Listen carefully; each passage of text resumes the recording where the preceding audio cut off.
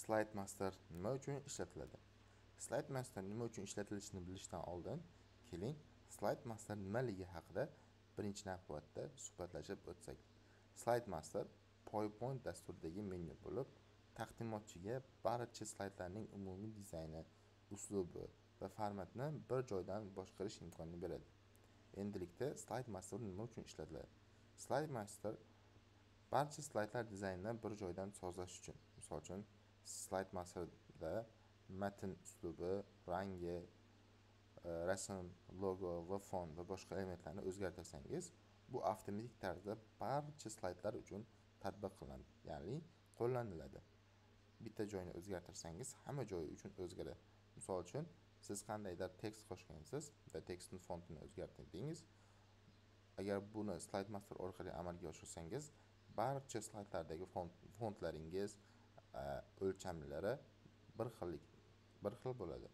Ikkinchi navbatda bu narsa vaqtni tejash imkonini beradi. Misol uchun, har bir slaydni alohida formatlash uchun hojat kerak bo'lmaydi, ya'ni vaqtdan siz yutasiz. Slide Masterda bir marta sozlasangiz, u butun taqdimotga qo'llaniladi. Bir xil uslub va tartibni saqlash. Barcha slaydlar dizayni bir xillikda bo'ladi.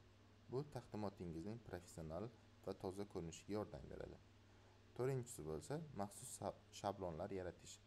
O'z logotipingiz, kompaniya ranglari yoki brend elementlarini joylashtirib, tayyor shablon yaratishingiz mumkin. Bu esa kelajakda qandaydir prezentatsiya, slaydlar yaratmoqchi bo'lsangiz, bu sizga juda ham qo'l keladi. Slide Master qayerda joylashgan? Yuqoridagi menyudan View bo'limini ochasiz va Slide Master bo'limini tanlashingiz orqali uni paneli ochiladi. Xulosa: Slide Master barcha slaydlarning umumiy ko'rinishi va uslubini boshqarish uchun ishlatiladi. Bu funksiyani ishlatib, taqdimotni tez, bir xil va professional tarzda tayyorlashga yordam beradi.